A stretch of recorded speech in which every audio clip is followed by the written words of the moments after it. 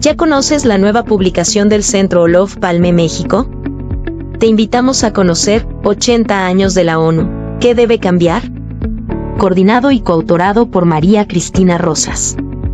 Y prologado por Francisco Rojas Aravena. En este encontrarás las reflexiones de Marta Bárcena Coquí, Ifigenia Argueta, Alejandro Martínez Serrano, Juan Pablo Prado, Javier Zuraski, José Julio Fernández Rodríguez, Jorge Alfonso Monjarás, Daniel Añorbe, Mónica Ramos, Jakes de Jesús Quirós Mendiola, Manuel Villegas Mendoza, Jacobo Silva Parada, Marco Vinicio Gallardo, María Antonieta Jaquez Guacuja, Sergio de Ávila Ruiz, Carlos Uscanga, Virginia Valdivia, Juan Carlos Mendoza, Abdiel Hernández Mendoza, Gustavo Mauricio Bastien Olvera, Quetzalín Becerril Garduño, Citlali Ayala y Juan Guillermo Mendoza Bazán. Además hallarás análisis sobre las necesarias reformas que requieren Naciones Unidas, las aspiraciones de algunos países para acceder como miembros permanentes al Consejo de Seguridad, el rol de Rusia, Estados Unidos y China en Naciones Unidas, el abordaje del desarme, la inteligencia artificial, los servicios de inteligencia, la cooperación internacional y las operaciones de mantenimiento de la paz de Naciones Unidas. Para adquirir esta y otras obras del Centro Olof Palme México te invitamos a contactarnos en nuestras redes sociales y páginas web.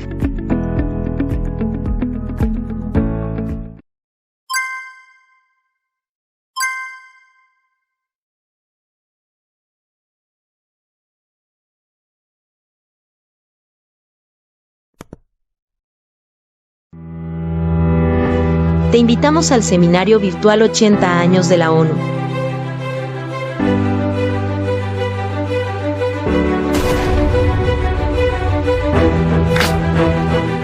¿Qué debe cambiar?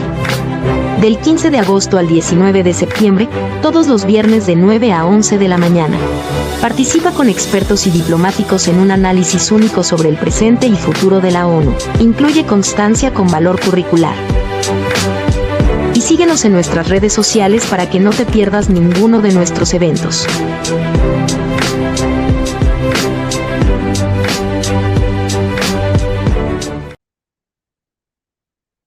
Muy buenos días a todos, soy Guillermo Mendoza, secretario general del Centro Palme, y les doy la bienvenida a la tercera sesión de este seminario donde se está reflexionando acerca de los 80 años de la Organización de las Naciones Unidas y los varios cambios que se necesitan hacer. En esta ocasión, la mesa de discusión y análisis estará centrada en las reformas económicas y la crisis financiera que enfrenta Naciones Unidas, y para ello tenemos cuatro grandes expertos, que me voy a permitir presentarlos a través de breves semblanzas curriculares de cada uno de ellos, en el orden en el que van a presentar sus reflexiones. Primero, tendremos a la doctora María Cristina Rosas, profesora titular de la Facultad de Ciencias Políticas y Sociales de la UNAM, doctora en Relaciones Internacionales y doctora en Estudios Latinoamericanos por la misma institución, maestra en Paz y Resolución de Conflictos por la Universidad de Uppsala, Suecia. Cuenta con especialidades en epidemiología analítica y en diplomacia para la salud global por la Facultad de Medicina de la UNAM y la Escuela de Altos Estudios Internacionales en Ginebra, Suiza. Es autora de un centenar de libros sobre negociaciones comerciales internacionales, tópicos relacionados con seguridad nacional e internacional, política global, asuntos internacionales, mecanismos de cooperación y, por supuesto, de la obra que es el origen de este seminario sobre los 80 años de la ONU. Además de todo, es presidenta del Centro de Análisis e Investigación sobre Seguridad, Paz y Desarrollo Olof Palme y ganadora en 3 ocasiones del Premio de Investigación Económica Maestro Jesús Silva Herzog. Seguidamente escucharemos las reflexiones de Citlali Ayala Martínez, quien es candidata al doctorado en Estudios del Desarrollo por la Universidad del País Vasco. Sus trabajos académicos se han desarrollado en torno a la cooperación entre países de renta media, cooperación sur-sur y triangular, así como cooperación internacional vinculada a procesos de la educación superior. Ha participado en diversos proyectos de investigación de investigación, acción sobre cooperación para el desarrollo con financiamiento del CONACYT y otros organismos financiadores, además de pertenecer a la Asociación ESCA México de Estudios sobre Unión Europea. Después escucharemos al doctor Abdiel, quien es licenciado en Relaciones Internacionales por la Facultad de Estudios Superiores Aragón de la UNAM, maestro en Geociencias y Administración de Recursos Naturales por la Escuela Nacional de Ingeniería y Arquitectura del Instituto Politécnico Nacional y doctor en Estudios Latinoamericanos por la Facultad de Filosofía y Letras de la UNAM. Se ha desempeñado en diferentes cargos como coordinador del Centro de Lenguas Extranjeras, jefatura de carrera de la licenciatura en Relaciones Exteriores de la FES Aragón y fungió de manera honorífica como secretario técnico del Comité del Área de Ciencias Sociales en la licenciatura de Relaciones Internacionales de la UNAM. Ha sido también miembro del comité editorial de la revista Relaciones Internacionales y miembro de la Asociación Mexicana de Estudios Internacionales. En el campo de la docencia se ha desempeñado como profesor por 12 años en la UNAM, además de participar como docente y líder de proyectos en la primera acreditación de la licenciatura en Relaciones Internacionales por la UNAM. Después, para cerrar esta primera ronda de reflexiones, escucharemos a la doctora Priscila Magaña Huerta, quien es investigadora postdoctoral del CONACYT, adscrita a la Facultad de Ciencias Políticas y Sociales de la UNAM, donde desarrolla un proyecto de investigación sobre el poder suave de China y las implicaciones para México en el contexto de distensión geopolítica entre Estados Unidos y China. Se ha desempeñado como profesora de cátedra en el Departamento de Estudios Internacionales de la Universidad Iberoamericana y en la Facultad de Historia en la Universidad Anáhuac Sur.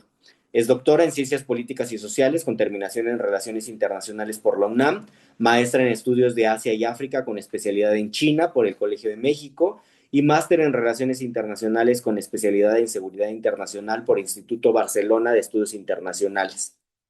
Sus líneas de investigación, además del poder suave de China, incluyen la cultura como factor de análisis de las relaciones internacionales, la construcción histórica de la imagen y las percepciones de las relaciones bilaterales México-China.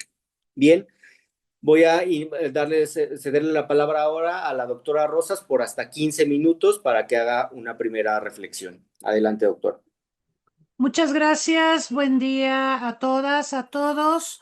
Voy a permitirme compartir con ustedes una presentación donde quiero sobre todo hacer un punteo de los aspectos a los que me quiero abocar a propósito de la terrible, dicen muchos, la peor crisis financiera que Naciones Unidas está enfrentando en su historia, posiblemente en el peor momento, cuando más cooperación y más gestión de la gobernanza internacional requerimos.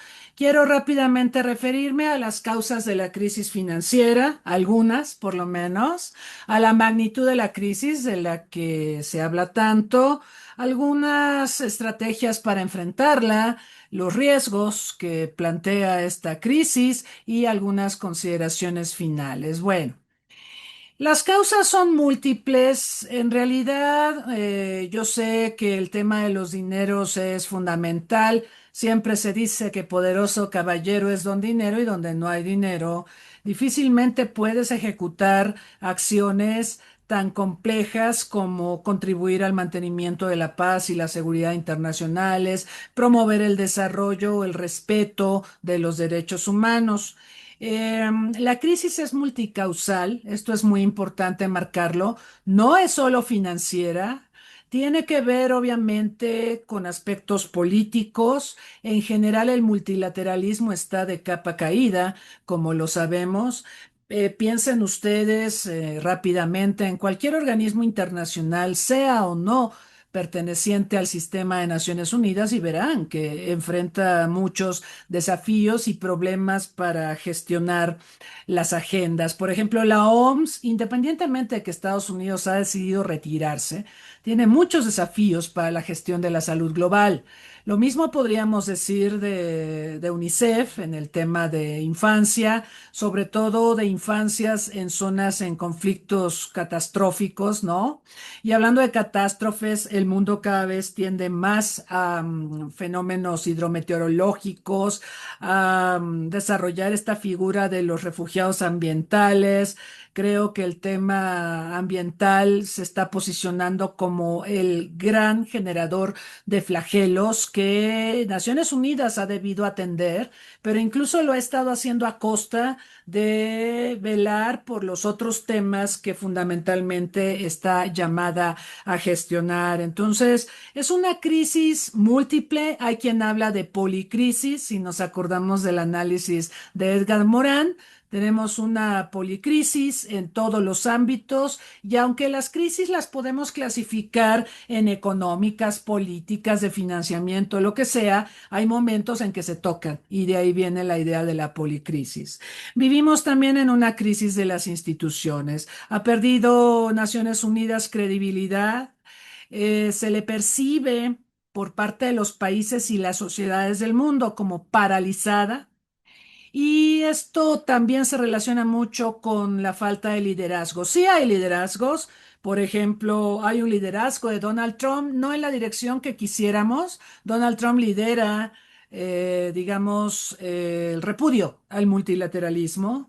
No solo él ha puesto la nota para que otros gobiernos sigan en esa dirección, pero también tenemos liderazgos como el de Rusia o el de China que no son precisamente los más democráticos o los más inspiradores, pero ahí están. Pero aquí lo importante es que estos liderazgos se confrontan con Naciones Unidas y con las acciones que la institución estaría llamada a desarrollar. Y claro, yo me quiero referir al tema de la crisis de liquidez resultante de la morosidad, no solo de Estados Unidos, sino también, y esto lo va a abordar Priscila en su presentación, el tema de China que paga en abonitos, paga en abonos chiquitos, sí paga, pero no paga de una vez. Es como México. México pues también paga. Ha habido unas notas periodísticas que dicen que no pagamos y que vamos a perder nuestro voto. Acuérdense que si no pagas 2 años consecutivos pierdes tu voto en los organismos internacionales. Pero la realidad es que México no paga al chachas, por decir, paga en abonos chiquitos también. Claro que lo que paga China frente a lo que paga México, pues, sí es un mar de diferencia y quisiéramos que China fuera más puntual. Em, Ahora, las normas financieras actuales que tienen Naciones Unidas implican que esta crisis de liquidez, de cash, digamos, empeore sensiblemente en los siguientes 2 años. Y se esperaría que a fines de este año, digamos, ahora que va a empezar la 80ª Asamblea General en Nueva York, se lleguen a acuerdos para modificar las normas financieras vigentes y estimular a los miembros de la ONU a que paguen a tiempo.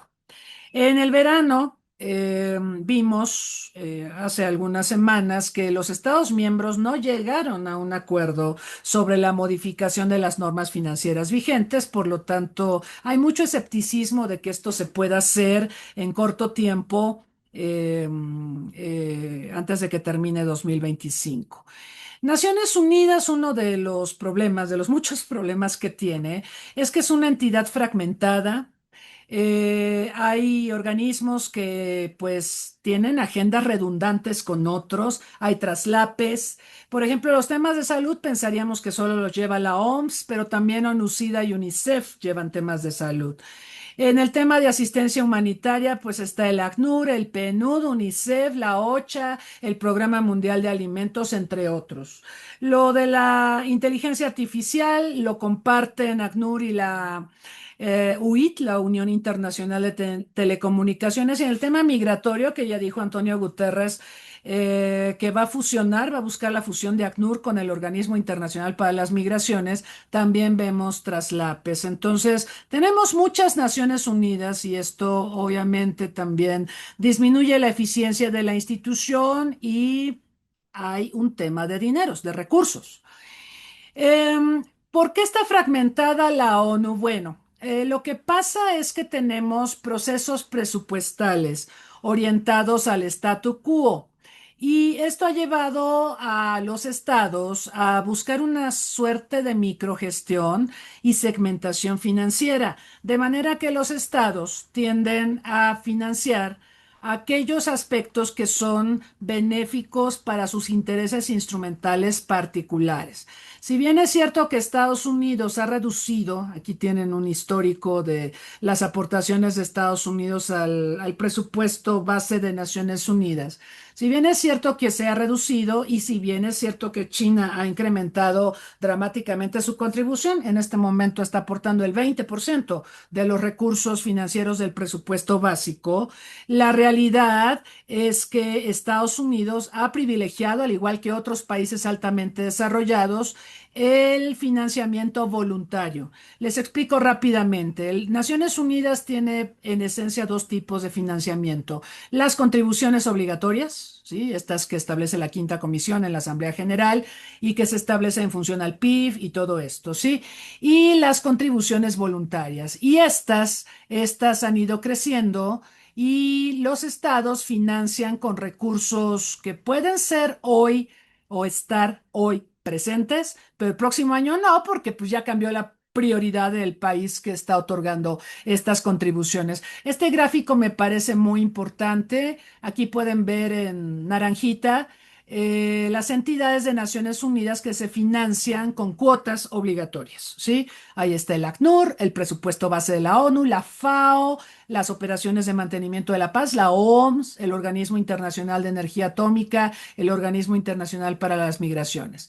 Y luego tienen como azulito verdoso las entidades con presupuestos voluntarios, ¿sí? Ahí tienen a UNICEF, ahí tienen al PNUD y al Programa Mundial de Alimentos, ¿no? Entonces, como a Estados Unidos, por ejemplo, el Programa Mundial de Alimentos le importa mucho, puesto que tiene transnacionales que controlan el mercado de los alimentos en el planeta, pues obviamente le da contribuciones voluntarias al Programa Mundial de Alimentos. Esto lo puede explicar más ampliamente Citlali Ayala.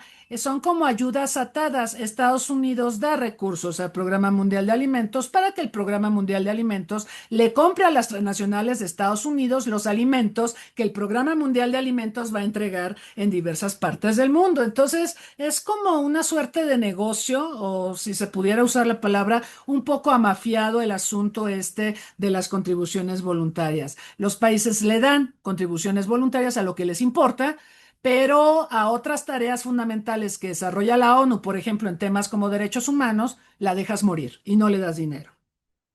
Tenemos el tema de una creciente demanda de asistencia humanitaria. Tenemos muchos conflictos en marcha, no solo Ucrania, no solo Gaza, a pesar de que estos dos conflictos acaparan los titulares de los medios de información.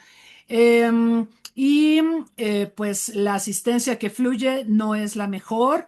Yo revisando, por ejemplo, cuánto dinero le daba USAID a asistencia al desarrollo, resulta que Ucrania recibía 10 veces más que el segundo país, que es Kenia. Entonces, digo, Ucrania requiere asistencia humanitaria, por supuesto, pero hay países en situación desesperada desde hace mucho tiempo y no están recibiendo fondos de asistencia. Luego está el tema ambiental que les decía, cada vez tenemos más desastres climáticos y buena parte de los dineros se están yendo para atender desastres climáticos de una manera más resiliente que preventiva. Yo creo que esto es muy importante marcarlo. Deberíamos de ser más preventivos porque la prevención salva vidas y porque la prevención puede ayudarnos a gestionar de mejor manera este mundo tan incierto en materia climática, ambiental, de biodiversidad, etcétera. Pero lo que podemos ver, por ejemplo, en este gráfico es algo que se ha ido acentuando. Este gráfico llega hasta antes de pandemia y ahí veíamos que ya la asistencia al desarrollo se estaba reduciendo, no obstante la existencia de los ODS, ¿verdad? Empezó en 2016 en 33, luego aumentó a 36, luego a 35 y luego empezó a bajar. La asistencia humanitaria, vean cómo ha crecido, ¿sí? Empezó en 33 y ya andaba en 38 y ahora pues es como 4 de cada 10 dólares que tiene la ONU los usa para asistencia humanitaria. Y luego están las operaciones de paz que realmente están viviendo un proceso de reforma para prácticamente, si no desaparecerlas, reducirlas sustancialmente. Y la agenda global, que abarca un montón de temas que nos importan, cada vez recibe menos recursos. Entonces, estas son las tendencias. ¿De qué magnitud de crisis financiera estamos hablando? Bueno, en primer lugar, todo el mundo voltea a ver a Estados Unidos y a China. La realidad es que solo 49 de los 193 miembros de la ONU han pagado sus cuotas obligatorias a tiempo en este año. Yo pregunto, si todo el mundo está inconforme con que Estados Unidos no paga o está reduciendo financiamiento, ¿por qué los que están criticando no pagan? ¿No?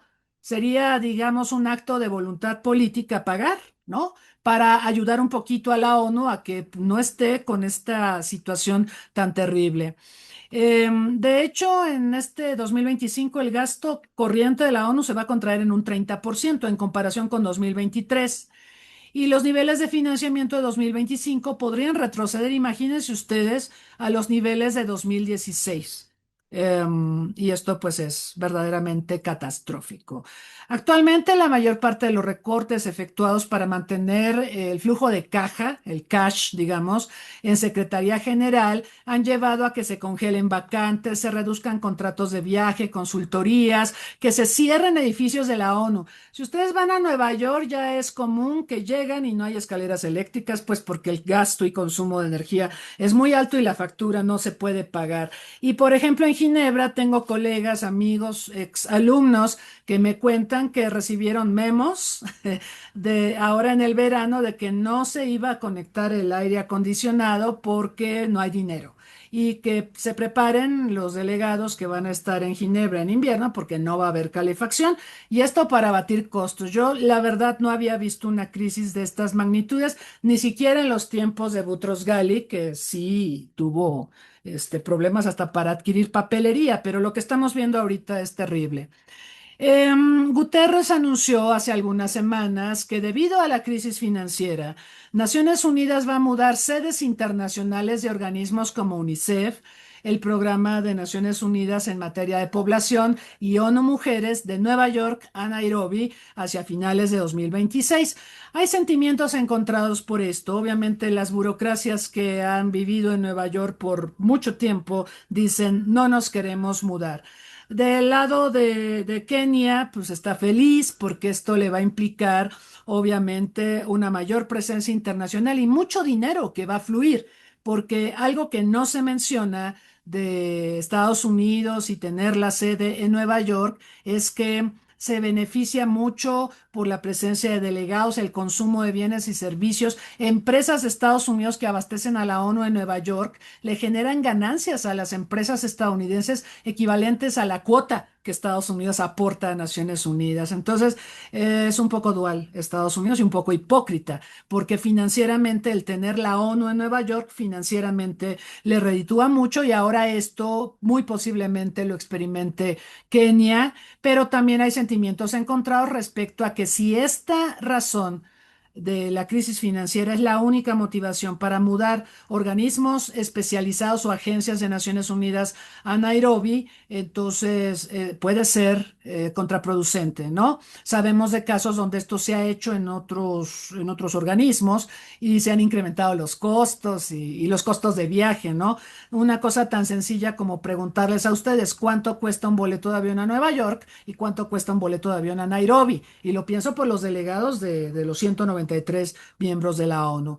Bueno, entonces quieren reducir costos operativos, ¿no? Esto habla de una gran desesperación del secretario general para abatir costos.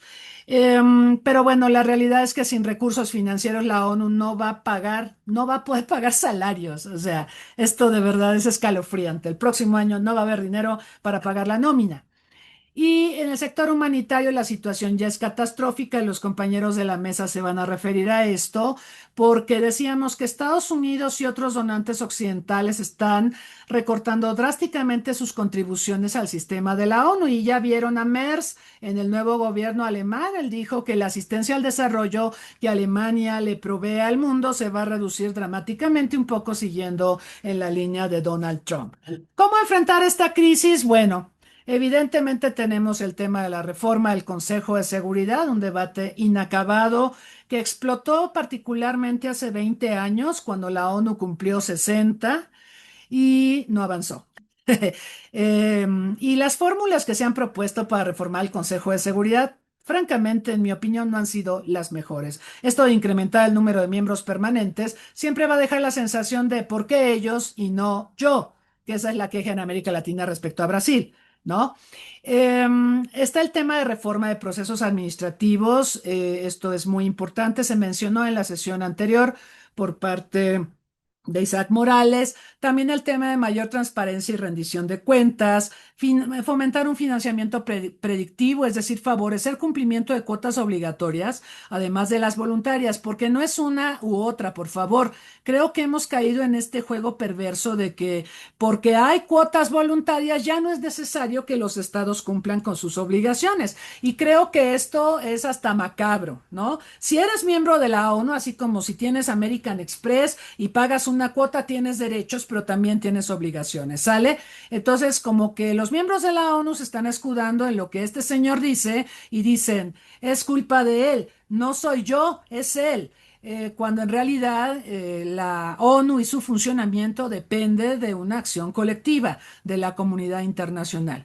En el libro de la ONU, nuestro moderador de esta mesa hizo un análisis sobre la pertinencia de que la ONU cuente con servicios de inteligencia, que seguramente es un tema muy explosivo y muchos estados miembros de Naciones Unidas fruncirán el ceño, pero la realidad es que servicios de inteligencia podrían contribuir de mejor manera a la urgente diplomacia preventiva que se requiere para la correcta gestión del organismo. También hay que mejorar mandatos, ¿no? OMPs y en las operaciones políticas. Asegurar rendición de cuentas ante conductas inapropiadas, explorar financiamiento alternativo o complementario para garantizar la existencia de fondos para las tareas de la institución. Pero sobre todo es importante fortalecer la colaboración con los organismos internacionales. Ya se está viendo esto entre el Consejo de Seguridad y la Unión Africana para un poco delegarle a la Unión Africana la gestión de operaciones de mantenimiento de la paz en el continente que más operaciones de mantenimiento de la paz tiene.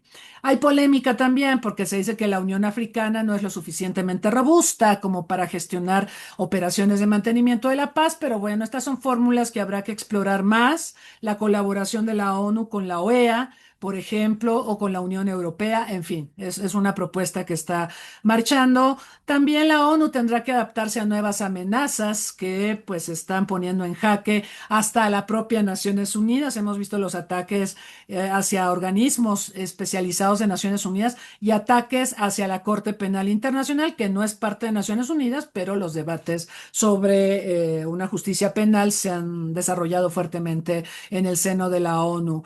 Hay que fortalecer el rol de la Asamblea General. Es muy importante insistir en este punto. La Asamblea se ha vuelto como una suerte de reunión anual donde se repiten los temas y las resoluciones. Y francamente, en Guerra Fría la Asamblea fue muy importante porque logró sortear la parálisis del Consejo de Seguridad. Creo que esa fórmula de unión pro paz debemos de traerla de vuelta para poder activar de mejor manera la gestión de Naciones Unidas.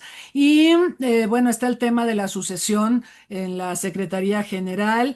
Es muy importante que se elija a una persona con capacidades de negociación, persuasión, comunicación con grandes potencias, países emergentes y del sur global. Yo francamente a Guterres lo veo muy cansado, lo veo muy errático. La realidad es que, pues sí, sí urge un relevo, pero el relevo en sí no nos va a garantizar que la institución funcione como queremos. De todas maneras, los dejo con esta idea. La percepción de que la ONU es ineficaz es a menudo un reflejo de la falta de voluntad diría yo, política de los Estados miembros de facultarla para que actúe con decisión, en particular cuando están en juego sus intereses nacionales. O sea, que la ONU no esté funcionando de manera óptima, a alguien le conviene, ¿cierto? Entonces, este es un jueguito perverso de los miembros de la ONU. No todo es culpa de Estados Unidos. Y luego, esta percepción de que la ONU es ineficaz forma parte de una narrativa alentada por el creciente unilateralismo, nacionalismo, aislacionismo y rechazo a la cooperación que está causando un daño enorme en el mundo. Y los dejo con esta imagen. Esta imagen nos lleva a la necesidad de repensar la revisión profunda de fuentes de financiamiento, porque depender de fuentes gubernamentales, aquí lo pueden ver, 72% del presupuesto de la ONU es gubernamental, ¿ok? Y los demás, ahí los tienen, la Unión Europea, sus instituciones dan un poco de dinero, ONGs también, fundaciones también, sector privado, ahí está. Pero mayormente estamos dependiendo del financiamiento de los estados, estados que no quieren pagar o pagan tarde. Entonces, tenemos que repensar esta fórmula, ¿sí? Tendríamos que hacer un seminario solo para esto.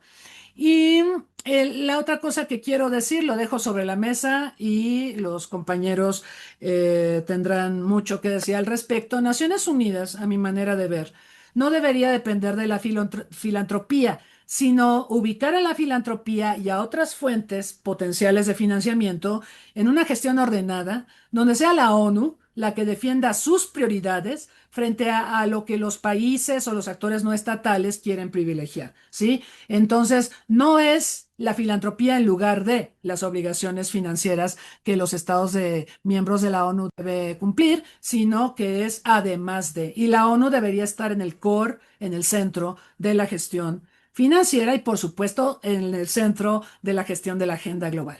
Muchas gracias.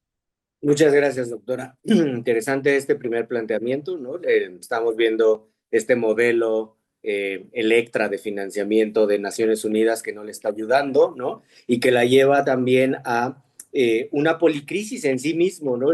Muchísimos niveles de demanda de recursos que no está pudiendo adquirir la organización para atender los diferentes retos y los compromisos que tiene a nivel global. Muy bien, vamos a escuchar ahora las reflexiones de Citlali Ayala, por favor. Muchísimas gracias. Gracias, doctora María Cristina Rosas, por la invitación. Es un gusto compartir el espacio aquí con los colegas y en el Centro Olof Palme. Bien, voy a compartir mi presentación, la que he preparado para esta mañana. A ver, me parece que ya se ve, pero voy a ponerla en pantalla completa.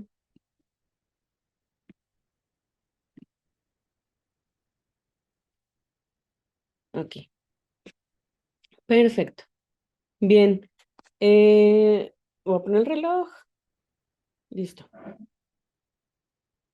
Bien, para hablar de la crisis financiera de la ONU y tener este diálogo con todos ustedes, a mí me parece útil el pensar con un enfoque sistémico, el tener en mente el bosque completo, el bosque de el financiamiento del desarrollo y del sistema de cooperación internacional para el desarrollo. Si bien estamos hablando el día de hoy de la ONU, y me voy a referir fundamentalmente a ello, pues sí me parece importante el pensar pues en todos estos factores que componen el contexto actual y que si bien hay una crisis económica en la Organización de las Naciones Unidas, pues no es la única organización, la gran organización en donde hay una crisis y que esta crisis no es únicamente económica. Ya se han referido a eso, refiero a la doctora Rosas a otros, a esta crisis, en donde también vemos elementos de una crisis, en el caso de Naciones Unidas, de legitimidad, de gobernanza y de justicia global. Em, ya se han referido al el retraso y la insuficiencia de las cuotas en la Organización de Naciones Unidas y que pues en el sistema internacional pues hay una deuda global creciente, hay guerras comerciales que se están afianzando aranceles y amenazas de crecimiento arancelario pues día con día, mes con mes, lo cual no abona a un buen clima comercial y económico y un déficit de financiación de la cooperación internacional.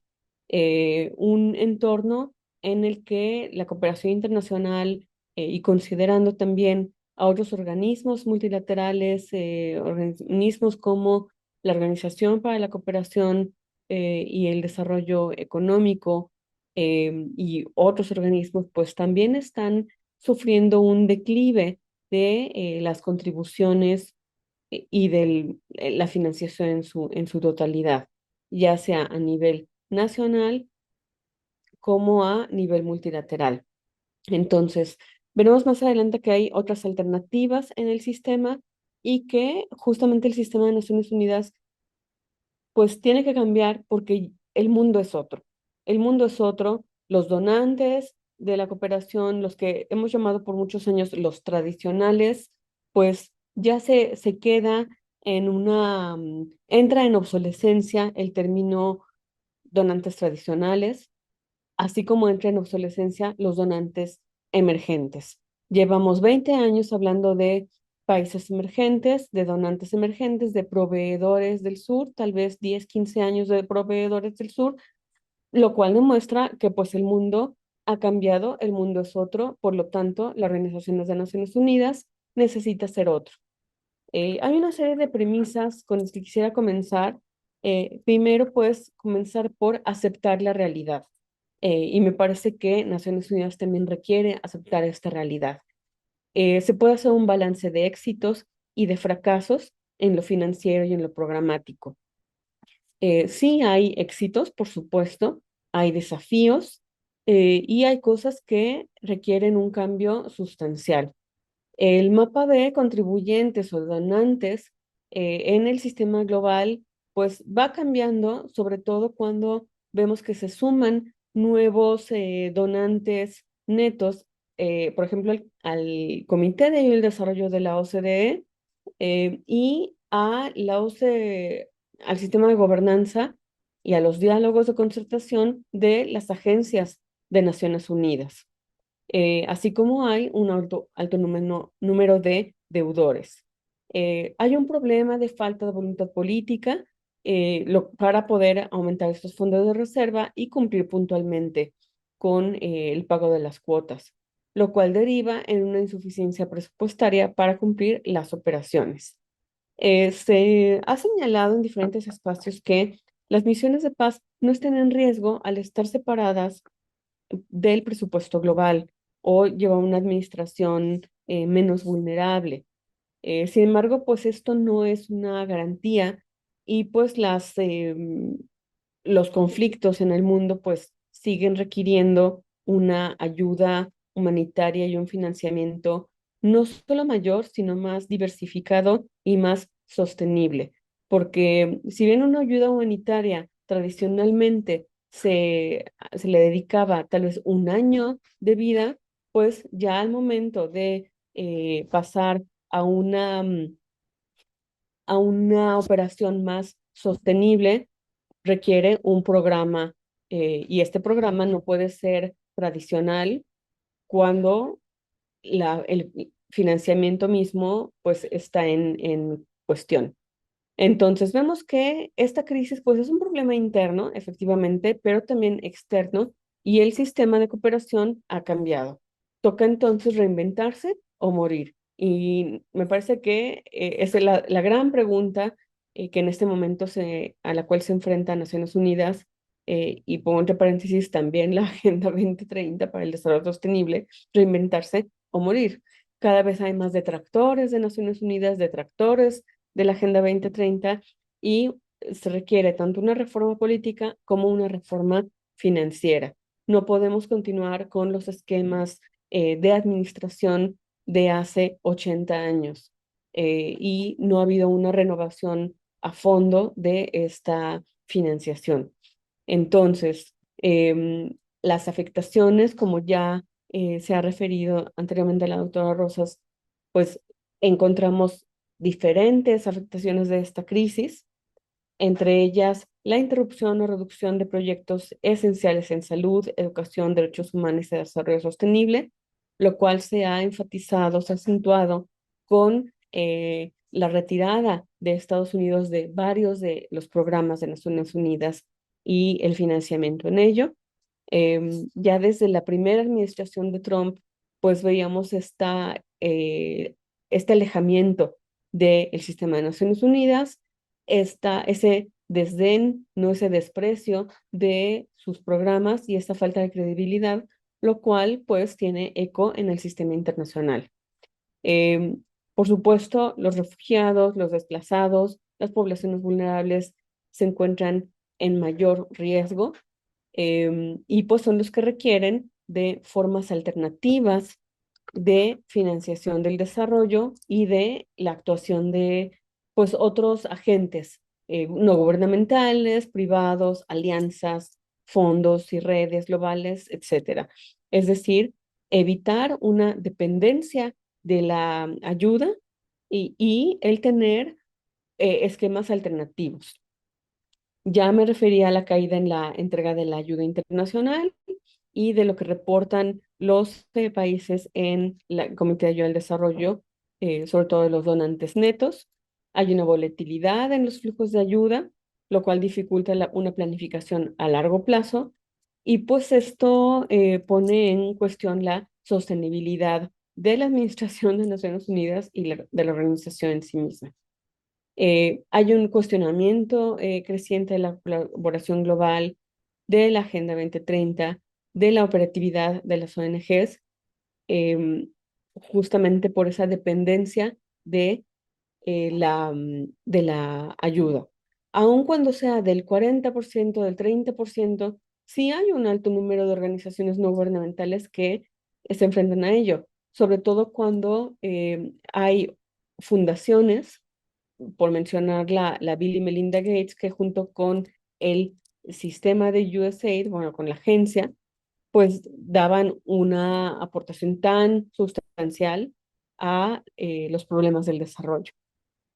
Esto también deriva en pérdida de apoyo técnico a gobiernos nacionales, a gobiernos locales, a organizaciones de la sociedad civil, los cuales pues generan, pues esta pérdida genera desempleo, inestabilidad laboral a nivel local, a nivel sectorial y también un retroceso en la asistencia humanitaria en zonas de conflictos, en la atención a los desastres naturales y en acciones muy específicas de atención a mujeres, niños y comunidades en alta vulnerabilidad. Hay una serie de cifras que consideré importantes a traer en esta mesa, porque hablamos de crisis financiera, pero también hay que voltear a ver cómo se está financiando y cuánto se está financiando.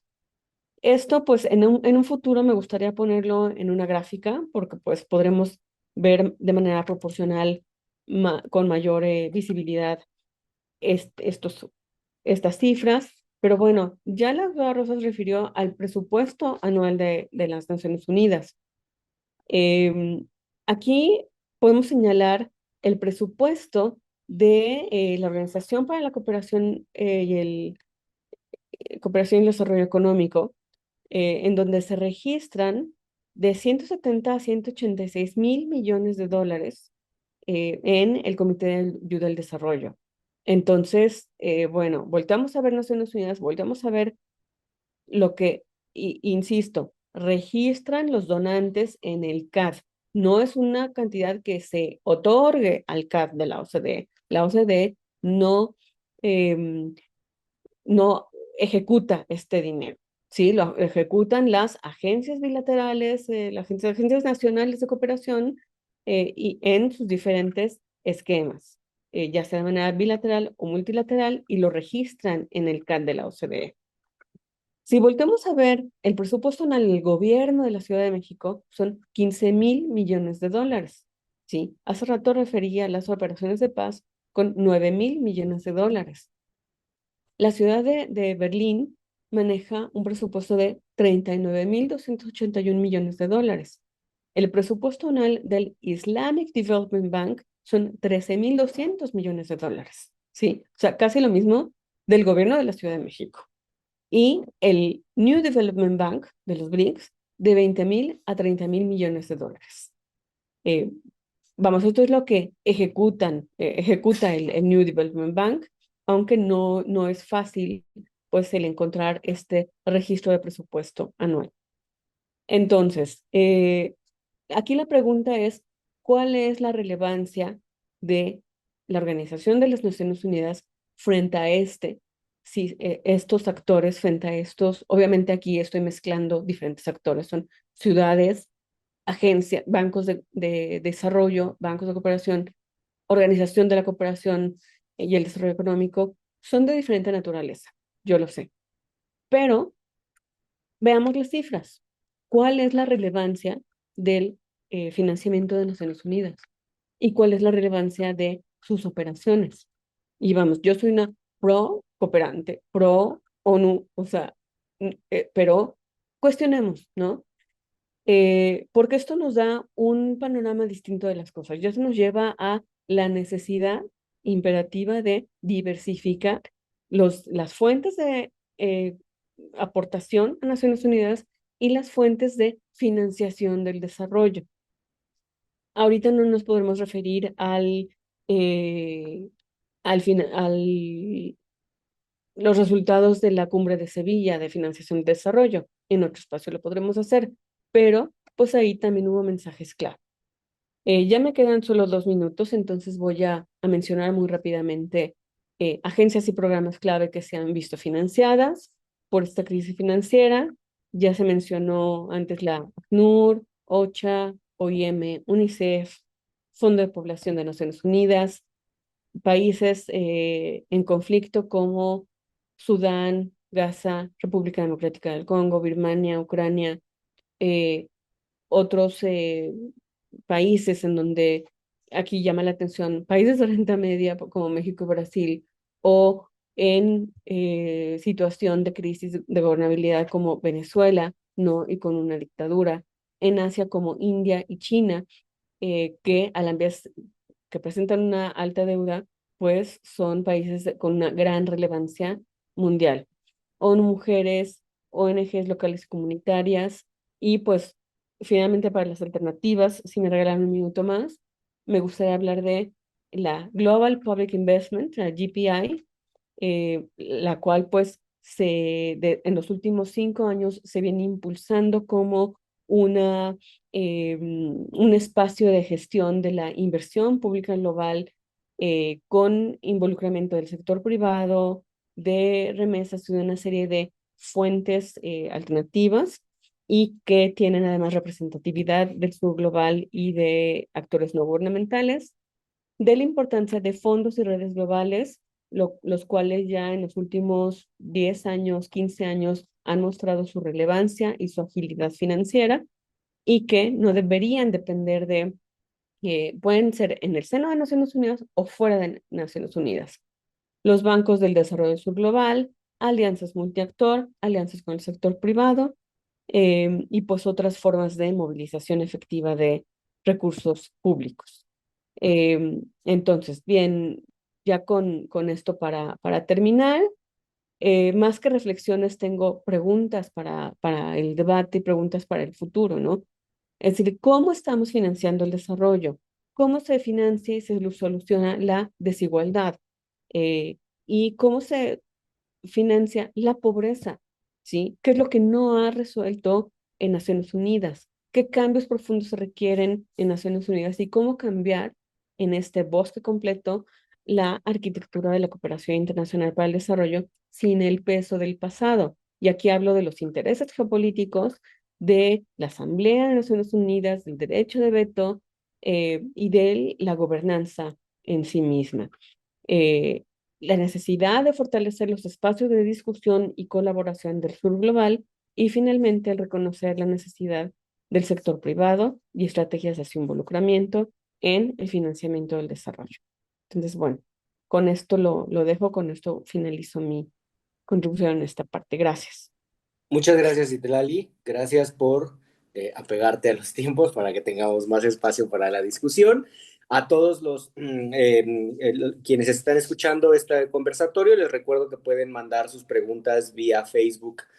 Hay una transmisión en Facebook Live de esta misma mesa, por ahí pueden enviar sus preguntas. Ya tenemos algunas preguntas.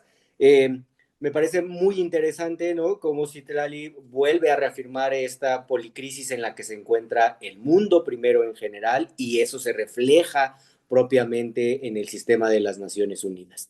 Eh, pero además me encanta, ¿no? Cómo esta última parte fue un baloncito directo para el doctor Abiel Hernández, ¿no? Sobre métodos alternativos de financiamiento, y a quien ahora escucharemos hablar sobre filantropía estratégica y algunas otras reflexiones. Doctor, por favor. Muchas gracias. ¿Me dicen si se ve la pantalla, por favor? ¿Sí se ve? Sí, sí se ve. Muchas Sí. gracias. Bueno, igual agradecer primero que todo esta invitación que hemos tenido del Centro Los Palme a cargo de la doctora María Cristina Rosas, ¿no? Muy importante en el ámbito de las relaciones internacionales, compartir con mis colegas Citlali, Priscila, este espacio, y pues también agradecer como siempre esta invaluable labor en la moderación de Guillermo Mendoza el día de hoy. Y para dar continuidad, justo como se decía, a esta provocación de debate que me parece muy importante en este sentido respecto a los 80 años de la ONU, que ya se iniciaba precisamente con lo que mencionó la doctora Rosas en su presentación, sobre todo en la cuestión final, al respecto de que la ONU no funciona eficazmente. A alguien le conviene, ¿no? A alguien le conviene que esté pasando esto precisamente en el marco de las Naciones Unidas, y pensar que esta crisis de liquidez hay alguien que también está de alguna manera siendo un actor fundamental para poder intervenir en ella, ¿no? Y pues vamos en este sentido a igual, ¿no? A trabajar unas ideas que probablemente se puedan discutir más adelante, se puedan también aportar a este debate, y poner un marco, ¿no? Un marco introductorio al respecto de esto. El contenido está dividido así: una introducción, de la cual voy a hablar en este momento, algo que de alguna manera eh, pues hemos estado observando, que es esta cuestión o este concepto de la gobernanza westfaliana a una post-westfaliana, que no necesariamente es ahorita, sino que está dando desde la década de los 50 del siglo pasado, y que le ha permitido de alguna manera conformar una gobernanza corporativa con sus asegúnes, obviamente, porque no es lo mismo la visión que tenemos desde Occidente que la que se está generando ahorita, por ejemplo, en Eurasia, sobre todo después de esta reunión de la Organización de Cooperación Shanghái, que acaba prácticamente de concluir, para pasar a los mecanismos de poder en términos de lo que son las narrativas de la filantropía y los pactos que se están haciendo alrededor de las Naciones Unidas, para que ahora sí podamos enfocarnos al financiamiento y filantropía. Ya algunos datos nos lo dio la doctora Citlali, sobre todo en cuestión del impacto de la ayuda privada, para empezar también a hacer este cuestionamiento de forma o fondo, ¿no? De lo que está sucediendo alrededor de los objetivos de desarrollo sostenible, que parece se han convertido más en un síntoma que en una descripción de lo que está sucediendo a nivel mundial, y terminar con una pregunta que me parece que ya la empieza también a resolver la doctora Citlali hace un momento en su presentación. Y bueno, también esto parte de del trabajo que pues se nos encomendó, se nos confió en este libro de los 80 años de la ONU y qué es lo que debe de cambiar. Y se me venía a la mente algunos elementos de Friedrich Nietzsche respecto a lo que es Así habló Zaratustra, justo cuando hace una crítica al Estado, pero también empezar a pensar que el análisis de la gobernanza global contemporánea debe partir de de una premisa crítica, recordando precisamente al mismo Nietzsche, que en este libro, cuando hace eco de la idolatría al Estado como el más frío de todos los monstruos fríos. Y este es un punto de partida filosófico que me ayudó de alguna manera a pensar en la crisis actual del multilateralismo, que ya se ha hablado de eso en esta mesa. No es solamente un fracaso institucional, sino la manifestación de un cambio también geoeconómico profundo, donde el poder estatal occidental se disuelve y se subordina a un nuevo ídolo, que parece ser que es el poder de las corporaciones transnacionales. Y estamos hablando de 80 años de fundación de la ONU, en donde han existido diferentes, digamos, pues problemas que no han ayudado a cumplir su objetivo central de mantener la paz y seguridad internacionales desde 1956 hasta 2025. Ya se mencionaron dos conflictos de al menos 25 simultáneos que ha cartografiado Oscar Ugarteche en este año, siendo precisamente Gaza y Ucrania los más visibles, incluso mediáticamente, como se mencionaba hace un momento.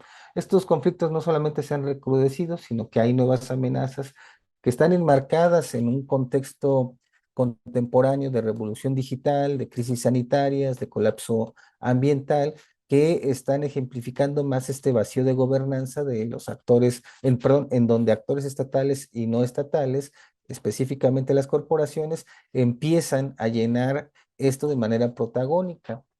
Hay una playera que ocupó Elon Musk al respecto de una plática que también tuvimos aquí en el centro Olof Palme. Después me puse un poquito a analizar las conclusiones y vi una imagen donde Elon Musk decía al respecto del movimiento Ocupa, decía Occupy Mars, ¿no? Es decir, ya se están ellos proyectando respecto a que esta gobernanza puede ser catastrófica y van a empezar a ocupar otros espacios, pero espacios que no necesariamente están aquí en el planeta, sino que ya están fuera de ellos, ¿no? Y creo que, no creo, más bien, hay un libro de la doctora Cristina Rosas también que podríamos después analizarlo al respecto. Y esto surge una pregunta: ¿de qué manera la influencia del sector privado en la ONU afecta la capacidad de esta para actuar como un ente imparcial en la gobernanza global? Y parecería ser que, pues precisamente como se ha dicho aquí, no es ya tan fuerte esta cuestión, sobre todo porque, digamos, para responder esto, pues habrá que comprender que hay una creciente contradicción entre los principios fundacionales de la ONU y los intereses intrínsecos de quien ahora financia y dirige su agenda. Y esto es muy importante porque podemos decir que Estados Unidos está quitando parte de su financiamiento como Estado, pero hay parte de ese que se está concediendo a sus empresas transnacionales o a las fundaciones que representan a sus empresas transnacionales. Por eso es muy importante desde este análisis ver cómo ese sistema mundial que se empieza a consolidar desde el siglo XVII, conocido como el orden westfaliano, que establece el Estado-nación como pilar de las relaciones internacionales, experimentó una transformación radical hacia lo que se denominó precisamente este orden post-westfaliano. Su característica principal, pues, es que hay una progresiva cesión de protagonismo estatal a las corporaciones transnacionales que utilizan su inmenso poder económico para ejercer una influencia significativa en la gobernanza global. Ya extienden su incidencia política, económica, también social, más allá de las fronteras nacionales. Vemos, por ejemplo, a Elon Musk opinando desde donde él se encuentra de cómo deben reorganizarse, por ejemplo, el litio en Bolivia, ¿no? Él ha sido muy claro en eso. Pero esto ya lo advertía George Catlin desde 1959, cuando hicimos esta investigación, fue el registro más antiguo. Si alguien tendría otro, sería muy bueno compartirlo, sobre lo que es el orden post-westfaliano. Él advertía ya que la soberanía no se limitaría a los estados, sino que se convertiría en un instrumento político susceptible de ser apropiado por aquellos con los recursos suficientes para moldear el espacio a su antojo. Y esto es muy importante porque, pues, de alguna manera nos hace recordar esta cuestión del diseño del espacio, que un autor francés llamado Henri Lefebvre lo pone precisamente como un elemento metodológico para comprender cómo se están generando los espacios, y se contrasta con todo lo que ha sucedido después de, pues, la posguerra, de la gran posguerra, pensando esto desde la Primera Guerra Mundial hasta la Segunda, y en específico en lo que se va a conocer como la era dorada de la posguerra, ¿no? Y desde ahí se ha apropiado, se han ocupado espacios estratégicos, capitalizando algo que justo terminando la Segunda Guerra Mundial, Eisenhower nombró como el complejo científico militar, ¿no? Empresarial o industrial, como se le quiera decir, que fue diseñado de alguna manera para dominar al mundo e incrementar la acumulación de capitales. No por otra cosa, personas de apellido Hewlett y de apellido Packard se establecen en San Francisco, en lo que hoy se le conoce como Silicon Valley, ¿no? En una producción de un espacio diferencial que permite analizar cómo los espacios físicos y conceptuales donde operan los suborganismos de la ONU que ya han sido mencionados en esta mesa son diseñados y configurados no como lugares neutrales de diálogo, sino para reproducir dinámicas de poder e influencia que ahorita están siendo cooptadas o empiezan a ser cooptadas precisamente por empresas y por fundaciones. Este dato que dio la doctora Cristina Rosas al final respecto al 1%, por ejemplo, que están ocupando las fundaciones en la ONU, es 1% estratégico, no es, digamos, en todos los suborganismos de la ONU, sino en aquellos que tienen, como se mencionaba hace un momento, capacidad de incidencia, por ejemplo, en las cuestiones farmacéuticas o de salud. Por eso que se haya mencionado la Organización Mundial de Salud es muy importante, que se haya organizado, que se haya mencionado también el programa de alimentos de la ONU es fundamental porque estamos hablando de una cuestión de securitización alimentaria y una transversalidad tecnológica que prácticamente está en todos los campos de seguridad que le confieren a la ONU, donde podemos encontrar, por ejemplo, la fundación, este, la Fundación Clinton, la Fundación Gates, ¿no? Entre otras que ayudan por ejemplo, a establecer que hasta hace 2 años empieza a figurar Google como una organización también filantrópica en estos espacios, ¿no? Entonces, estamos hablando de un espacio de contradicción y de conflicto, un espacio diferencial. Por un lado, la organización las subsidiarias de la ONU diseñan políticas para promover el multilateralismo y el bien común, pero al mismo tiempo su estructura se transforma debido a la interacción de intereses privados que se insertan en ellas, reproduciendo ahí ya jerarquías de poder y una agenda fragmentada que está beneficiando más, precisamente como se ha mencionado esto, a la venta de los donantes o a el establecimiento estratégico de los donantes, ¿no? En este sentido. Eh, Ahora, estamos hablando de que si hay un rostro, ¿no? Que es el rostro del rostro de la filantropía estratégica, pero no se habla aquí de digamos, de una filantropía que busca estratégicamente resolver los problemas, sino una filantropía que estratégicamente busca localizarse dentro de los problemas precisamente para no verse como unos simples donantes, sino como mecanismos de gobernanza funcional capaz de alguna manera de incidir en cambios de lo que es el tejido estructural de la gobernanza mundial, en donde empezamos a observar que su verdadero valor no es la cantidad de dinero aportado, sino su capacidad para catalizar alianzas, movilizar recursos, negociar entre actores de diversos sectores. Y aquí entonces sí impulsan cambios, impulsan diseño de los espacios. Y esto no es nuevo tampoco, lo hemos visto, por ejemplo, desde la mitad del siglo XX, donde fundaciones como la Rockefeller y la Ford, en específico la Rockefeller, empezaban ya a invertir, por ejemplo, en una universidad en México, que es la Universidad de Chapingo, y en Chapingo empezaban pues ya a cambiar sus objetivos académicos precisamente para responder a este tipo de financiamiento que pues daba, en este caso, la Fundación Rockefeller.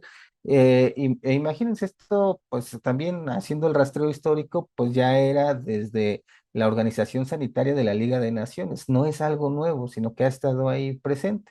Se actualiza, se revitaliza, fundaciones bajo apellidos de Clinton, Gates o figuras muy, muy importantes como Ted Turner, pues van a empezar a incidir en temas cruciales como pues lo hemos visto recientemente, las vacunas, la educación, toda la transversalidad de los objetivos de desarrollo sostenible. El caso de Turner es particularmente relevante porque comprometió en su momento $1.000 millones en la ONU a finales del siglo XXI y él se autoconvierte, por decirlo de alguna manera, en una figura de autoridad moral. Pero esta figura de autoridad moral que dona dinero, curiosamente al mismo tiempo controla medios de comunicación masiva a nivel internacional y con esto pues amplifica las narrativas específicas y hace más difícil cuestionar en este caso sus posicionamientos. Y aquí sí surge un concepto que es el concepto de blue washing, un poquito haciendo referencia al azul de la bandera de la ONU, donde hay actores marcados en el Pacto Global de las Naciones Unidas que se lanza en 2000 y bueno, empezamos a ver ya hay un ejemplo de la instrumentalización corporativa de la ONU en donde pues digamos, este pacto concebido para dar un rostro más humano al mercado global, promueve valores en materia de derechos humanos, normas laborales, prácticas ambientales, etcétera.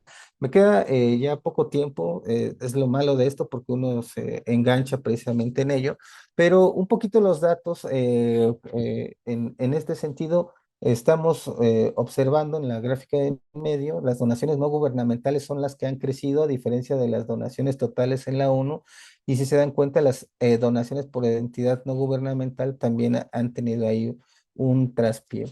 Esto es fundamental porque pues vamos a ver ya aquí a actores muy importantes como la Fundación Bill y Melinda Gates, la Alianza Gavi, que de alguna manera son dos de los actores que impulsan esta filantropía estratégica vista desde esta planeación, organización, dirección, control que se tiene precisamente de las donaciones orientada a moldear prioridades de la organización a través de la recepción de financiamiento dirigido, ¿no? En este caso es algo bien interesante en temas de la salud global, por eso es muy importante hacer esta relación respecto hacia dónde va dirigida la filantropía, ¿no?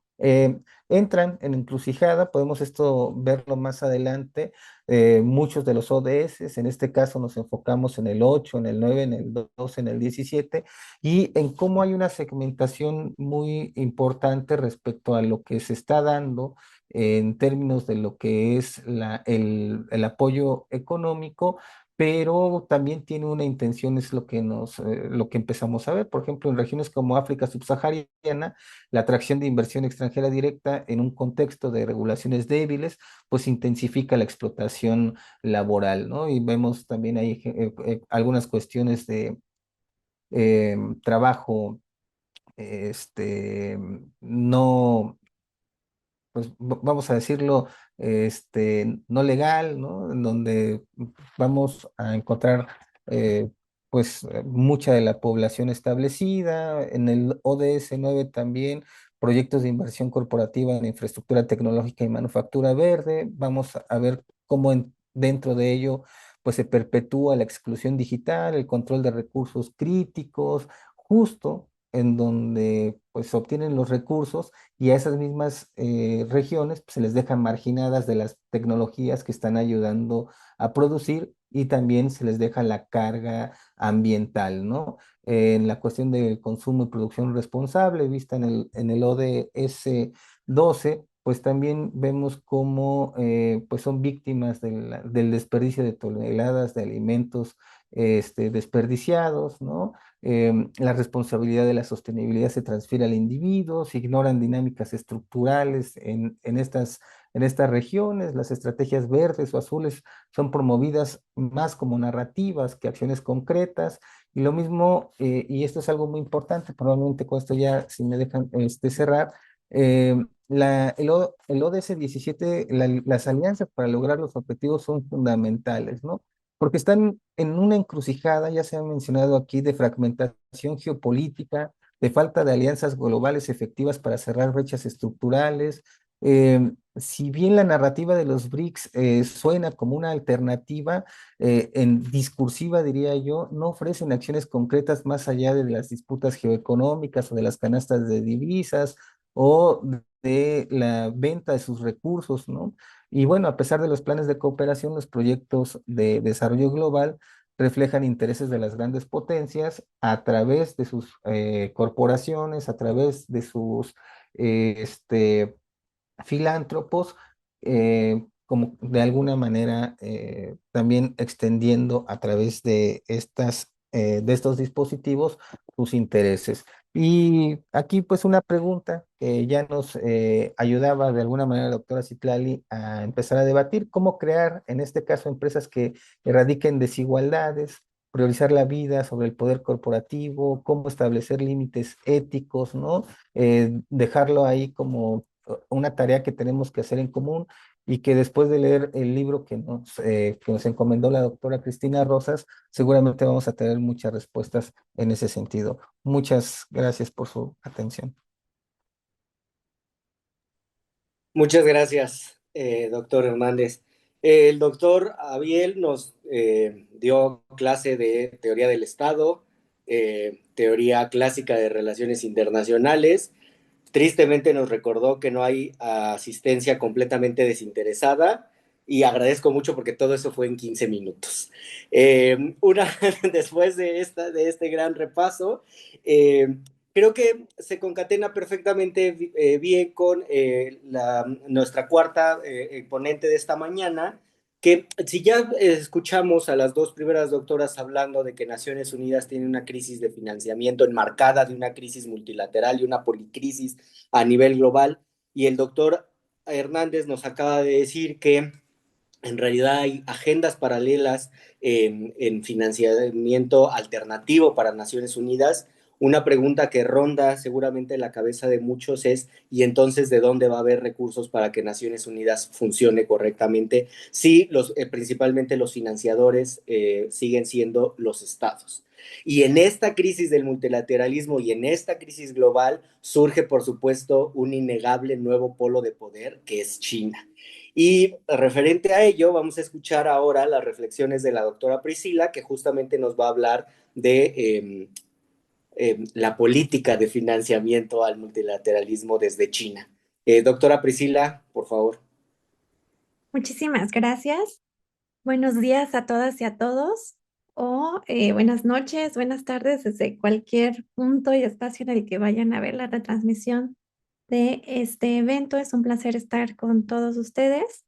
Muchas gracias al Centro Olof Palme, y el día de hoy pues me presento, voy a exponer pues la crisis financiera de Naciones Unidas y el papel que tiene China en él. Mi nombre es Priscila Magaña y me voy a permitir compartir esta presentación para auxiliarme en mi ponencia.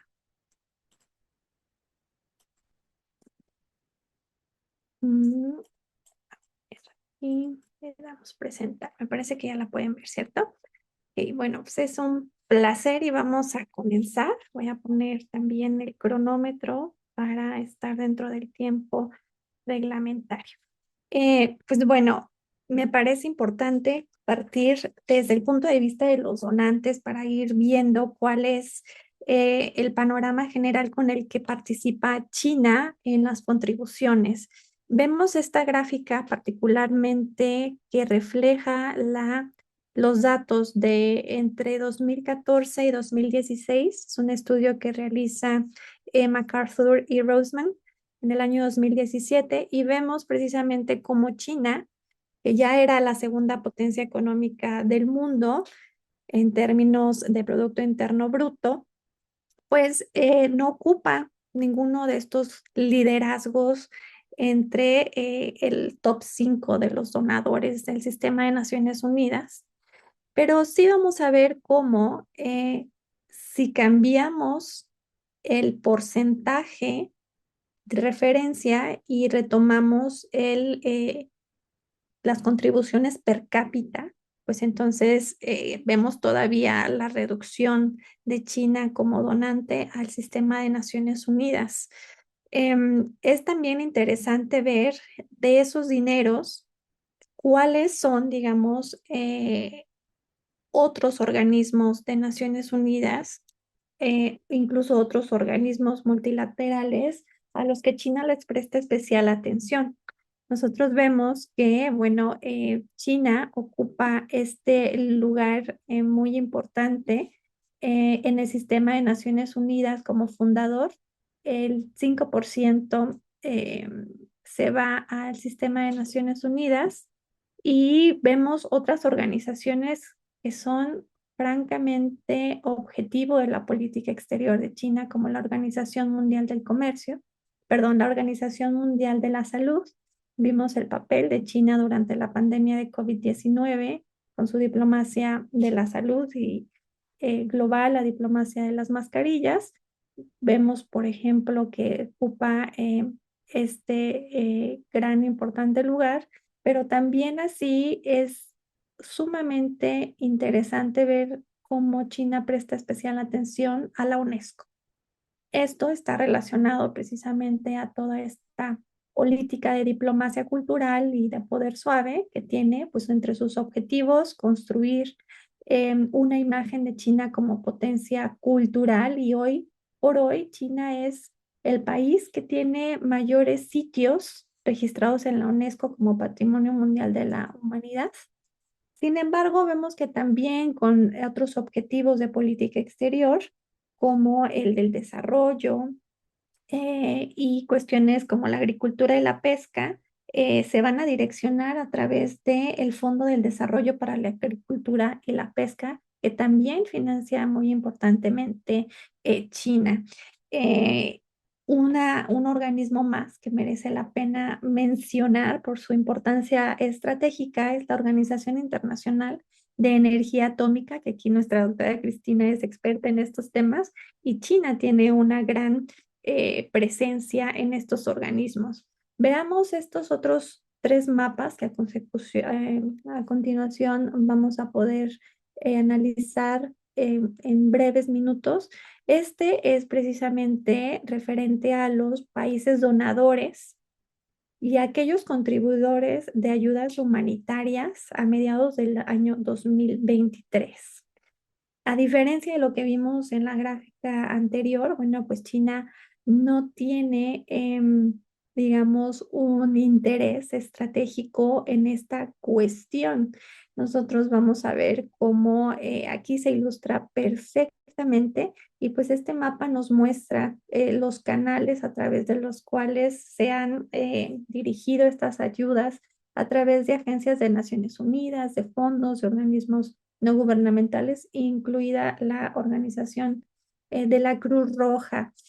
Países como Estados Unidos en su momento, 2023, y la Comisión Europea, Alemania, pues bueno, eran junto con Suiza, Canadá y Japón, incluso Arabia Saudita, pues estos países que incluso aportaban muchísimo más que lo que hacía China, que como vemos aquí, aportaba aproximadamente 2.7 millones de dólares, un porcentaje muy nimio de la cantidad en Estados Unidos aportó en el año 2023. Entonces, esto para recalcar que las contribuciones a la asistencia humanitaria a través de estos canales, como las agencias de Naciones Unidas, no son una prioridad en la política exterior de China. Recordemos que hay canales de la franja y la ruta que tienen estas asistencias a cooperación, pero con otros enfoques. En este otro mapa también de Conrad, vemos a los donadores, los países donadores por ingreso de su Producto Interno Bruto. Igualmente van dirigidas a las ayudas humanitarias alrededor del mundo, y bueno, aquí prácticamente vemos que a pesar de que China es esta segunda economía mundial, sigue siendo desde 2010, pues bueno, su contribución es francamente imperceptible. Ahora, si nosotros vemos más a fondo todas estas ayudas y cuáles son los países receptores, pues vamos a ver tal vez una de las razones por las que China prefiere no optar por estos canales. Y pues vamos a ver precisamente que, como lo ilustra este mapa del Conrad, las asistencias y el fondo va dirigido principalmente a Ucrania. A pesar de que hay otras prioridades sustanciales en materia de crisis, la cooperación se ha ido hacia la asistencia en Ucrania. Ahora bien, si nosotros consideramos cuál ha sido la relación estratégica de China en el sistema de Naciones Unidas en la cuestión de donantes, pero también en una cuestión estratégicamente diseñada para ensanchar la red de relaciones del gobierno chino, pues vemos que históricamente desde 1978 China ha considerado el sistema de Naciones Unidas como una plataforma para uno aprender de todo este sistema multilateral y también beneficiarse en su calidad de país en desarrollo, en un sinnúmero de estructuras del poder y vaya desde el desarrollo a la inclusión y las mujeres. Vemos la Declaración de Beijing, es un perfecto ejemplo y al pasar de los años vemos cómo esta estructura institucional que ha beneficiado el desarrollo de China, pues como ya lo comentaban mis predecesores, está en un franco, no solamente crisis, sino digamos también en en un debate de legitimidad. Em, Hace unos días, como ya mencionaba Atiel Hernández, se llevó a cabo el Foro de Cooperación de Shanghái. El Fondo de Cooperación de Shanghái, que tuvo su sede, esta vez la conferencia anual 2025 tuvo su sede en Tianjin, China, tuvo la participación del secretario general del Sistema de Naciones Unidas, Antonio Guterres, y esta es una cuestión más que simbólica, porque China integra precisamente a este personaje de tanta envergadura con un sinnúmero de objetivos, entre ellos legitimar el Foro de Cooperación de Shanghái en este sistema de gobernanza internacional en el que posiciona el gobierno de China al sistema de Naciones Unidas como el órgano central, digamos, puede haber funcionado como un aval para la legitimidad de lo que sucedió en el Foro de Cooperación de Shanghái, las dinámicas que se sucedieron entre los participantes, principalmente entre India, Rusia y China. Lo que dijo Antonio Guterres es importante porque leo tal cual una cita. Vemos nuevas formas de política que a veces son difíciles de entender, que a veces parecen más un espectáculo de esfuerzos diplomáticos serios y en las que a veces parece que también se mezclan los negocios y la política. Esta pues es una alusión que hace Antonio Guterres a liderazgo en la Casa Blanca. Y es interesante ver la contraposición que hace a la referencia sobre China, tal cual. Vamos a ver un poquito más adelante, pero esta cita es de Xi Jinping. Vamos a ver cómo Xi Jinping retoma precisamente este pimponeo narrativo que hace Antonio Guterres y reafirma la posición de China como un socio confiable de la ONU. Xi Jinping aseveró, China está dispuesta a profundizar en la cooperación con las Naciones Unidas, apoyar su papel central en los asuntos internacionales y, veamos, asumir conjuntamente sus responsabilidades en el mantenimiento de la paz mundial y la promoción del desarrollo y la prosperidad. Aquí resalto con negritas la cuestión de que China está dispuesta de asumir responsabilidades compartidas. Entonces, sí hay un reconocimiento de estos, digamos, letargos que ha tenido China. Sobre todo nosotros hablamos de la cuestión de la crisis financiera, pero esto es interesante porque se liga con el discurso de política exterior de China, en el que se construye al país como un líder en un modelo de desarrollo a través de la paz. El objetivo principal de China a corto plazo durante la presidencia de Donald Trump es evitar a toda costa una guerra material. En ese sentido, vemos el énfasis que se hace en esta narrativa. Y precisamente, bueno, pongo esta gráfica de los 10 donadores del Sistema de Naciones Unidas en 2023, para ver cómo China pues sí ha aumentado el monto de sus donaciones al Sistema de Naciones Unidas comparadas con la gráfica que presenté hace unos momentos. En ese sentido, pues sí hay un déficit presupuestario que se reconoce veladamente por parte del gobierno de Xi Jinping, perdón, y por la otra vemos que Xi Jinping retoma todas las condiciones para poder exaltar pues a la amenaza que esto implica a el multilateralismo y además la posición de Estados Unidos.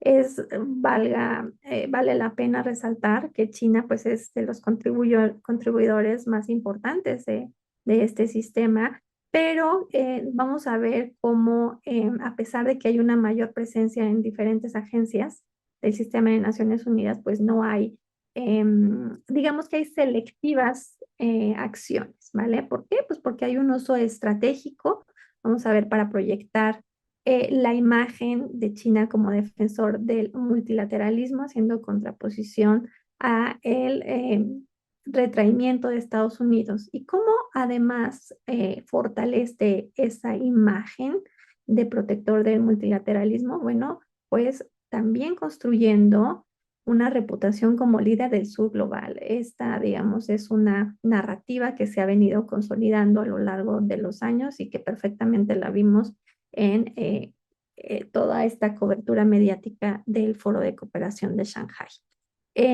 Vamos a ver también cómo pues esta foto es emblemática, porque Antonio Guterres llega a China, es recibido por el presidente Xi Jinping en Tianjin, y Antonio Guterres apoya la posición de China como pues un bastión, un pilar importante para el multilateralismo. Esta es una cuestión fundamental porque pues va a reforzar todo el bagaje que se ha construido por parte de China en el sistema de Naciones Unidas y que está, digamos, basado en principios como la responsabilidad compartida que China pues ha construido en estos últimos años. Una cuestión que quiero resaltar en este último minuto que me queda es cómo China, a pesar de que no es un gran contribuidor financieramente del sistema de Naciones Unidas, pues sí utiliza ciertos elementos y ciertas instituciones para poder construir una estrategia de seguridad reputacional. Y es que me gustaría hablar precisamente de cómo reduce los costos reputacionales en temas sensibles como aquellos en Hong Kong y Xinjiang. Y vemos precisamente que hay elementos que necesitan ser contrarrestados por parte del gobierno de China. Debemos recordar cómo hace escasos 3 años la entonces presidenta Michelle Bachelet, la alta comisionada para los derechos humanos de la ONU, pues emite a pocos días de su salida de esta oficina un reporte en el que se argumentan graves violaciones de los derechos humanos en la provincia de Xinjiang. Y esto, pues vamos a ver que contrasta con todos estos esfuerzos de China para construir una imagen legitimada por el propio Antonio Guterres y que oscila en este ir y venir en el que pues Estados Unidos y sus aliados han mostrado una estrategia para hacer de la cuestión de los derechos humanos una, digamos, un arma en esta guerra simbólica frente o acorde a uno de los valores del sistema del orden liberal basado en reglas que son los derechos humanos. Y lo vimos precisamente a lo largo de los años pasados, como incluso Canadá impulsó esta cuestión en el Consejo de Derechos Humanos de Naciones Unidas, pero hoy por hoy veamos cómo China logra justo promover una resolución relacionada a los derechos humanos en este sentido. Y vemos cómo lo hace enfatizando uno de los pilares de la política exterior y el desarrollo interno, que es el desarrollo. Entonces, esto lo toco precisamente para ver ciertos claroscuros. Por una parte, no hay un digamos, compromiso de dotar de dinero que tal vez podría ser en su calidad de la segunda potencia económica global, pero sí de cómo en materia de diplomacia pública y cultural ha logrado tener una consolidada política exterior. Y el mejor ejemplo es esta cuestión. Em, como parte de su estrategia, China ha promovido lo que llama el diálogo entre civilizaciones. Civilizaciones es una categoría de análisis que nosotros los sinólogos debemos de tener muy en cuenta porque ha sido utilizada para poder contrarrestar la narrativa de nosotros y ellos que se promueve desde pues, este mundo etnocéntrico en el que se ve a la otredad tradicionalmente en este sistema de colonialismo del conocimiento como un actor que es una amenaza para el orden liberal. En ese sentido, China ha promovido desde el sistema de Naciones Unidas el diálogo de civilizaciones, pues para promover incluso el entendimiento, el diálogo con miras a la modernización y a visibilizarse como pues un líder con un modelo de desarrollo pacífico distinto a el de Estados Unidos y el sistema occidental, incluso promovido por valores de la filosofía local, el confucianismo.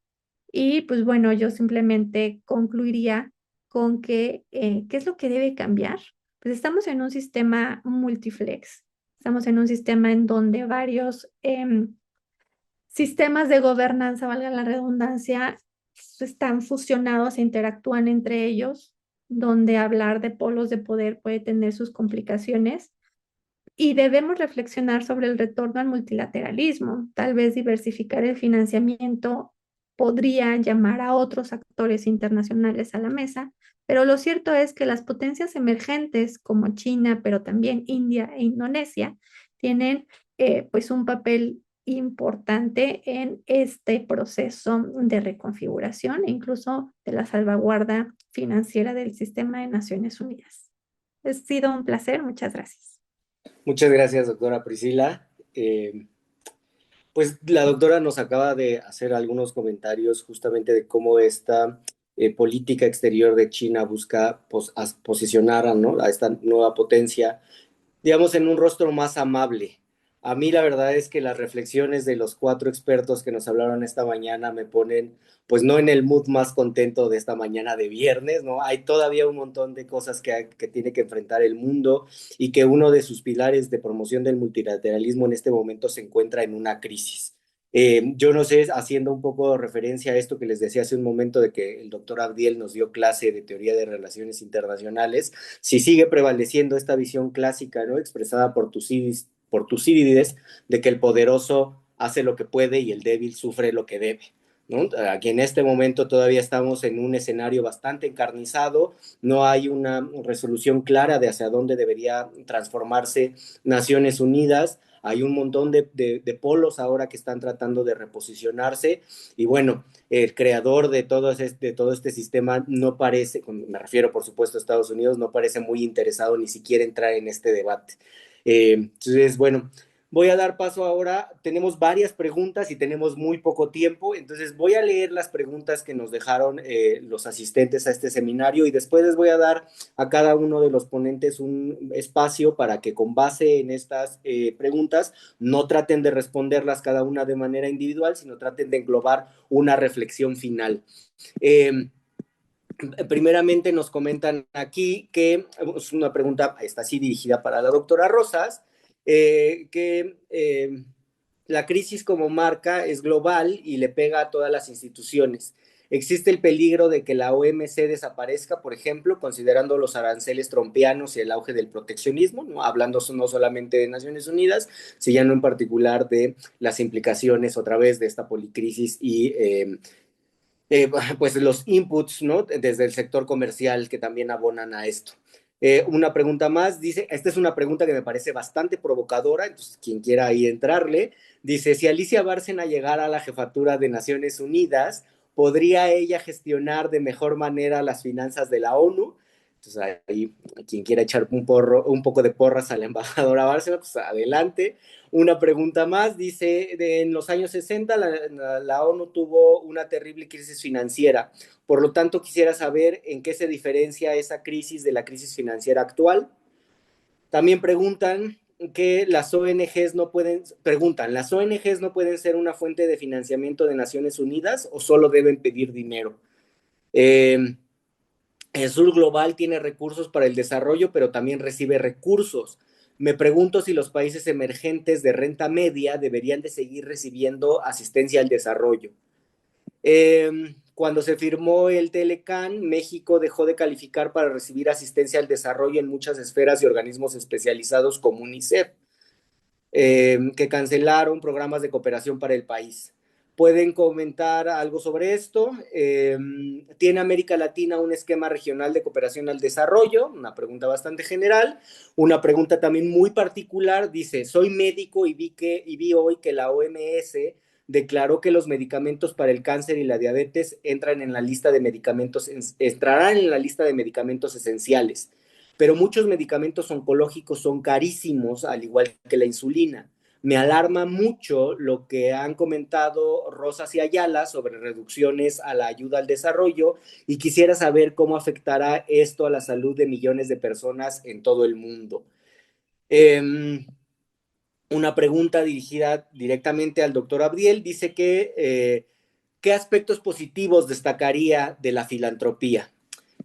También preguntan qué va a pasar con el multilateralismo en una situación de multipolaridad que promueve China y que al parecer no está interesada en promover ni fortalecer instituciones que han ayudado a Estados Unidos a apuntalarse como el hegemón. Una pregunta más sobre China. Dice que este país no ha buscado atraer a organismos especializados de la ONU a su territorio. Asia, al igual que África, está subrepresentada en sedes. Creo que solo Japón figura con la sede de la Universidad de la ONU en Tokio. Y no, esta también abre justo la discusión de lo que nos planteaba la doctora Rosas del beneficio económico que trae a los países anfitriones de este tipo de instituciones. Y preguntan también que si China, que se vende como un país en desarrollo, si esta condición le permite recibir fondos de la ONU. Recibe más de la ONU de lo que le da. Y finalmente preguntan, ayer en la presentación del Instituto Matías Romero se comentó que el modelo Electra lo ejerce China, es decir, que paga sus cuotas pero en abonos chiquitos. ¿Se puede considerar entonces que China coadyuva a la crisis financiera de la ONU? Y una pregunta final, dice, con el presupuesto militar mundial en auge, ¿no llevará a que empeore la situación financiera de la ONU? Bien, estas son las preguntas generales, nos quedan 20 minutos para ser muy estrictos con el tiempo, entonces le voy a pedir a cada uno de los ponentes en el mismo orden en el que presentaron, que tengan 5 minutos para una reflexión final. Doctora Rosas, si gusta, por favor. Muchas gracias, Guillermo. Gracias a todas las personas que formularon preguntas muy importantes, muy interesantes. Sí, el tema de la Organización Mundial del Comercio incluso ya ha sido debatido en el seno de la Unión Europea, donde, si mal no recuerdo, Ursula von der Leyen, la presidenta de la Comisión, habló de un organismo alternativo a la Organización Mundial del Comercio, debido a que no está pudiendo gestionar el proteccionismo creciente y los aranceles de Trump. Entonces, me acuerdo también, creo que lo comentamos en otro seminario, la señora Okonjo-Iweala, que es la directora general de la Organización Mundial del Comercio, fue reelecta sin oposición. Vaya, nadie se dio cuenta de que iba a haber una sucesión en la OMC, nadie se postuló, a ella la reeligieron como trámite administrativo, hay un gran desinterés hacia la Organización Mundial del Comercio. Lo de Bárcena, bueno, me permito recordar aquí a las audiencias que Alicia Bárcena llevó los dineros de la ONU en los tiempos de Kofi Annan y cuando empezó la gestión de Ban Ki-moon. Luego, pues le renunció a Ban Ki-moon y se fue a la CEPAL, pero ella era la que le cobraba a los países. Entonces, yo digo que considerando que el tema financiero ahorita es el gran tema, no es el único. pero es un gran tema porque pues sí está entrando casi en modo de cuidados paliativos la ONU a causa de esto.